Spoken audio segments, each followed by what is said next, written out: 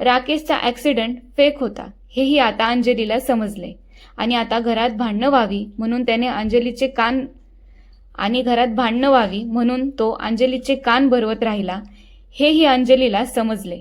पण अंजली मात्र सगळं होईपर्यंत निशब्द होती. पण त्याच सुरीने ती हात कापायचा प्रयत्न देखील करते आणि हात कापता कापता म्हणू लागते, मी अपराधी आहे तुमच्या दोघांची, आता त्याची शिक्षा मला मिळायलाच पाहिजे.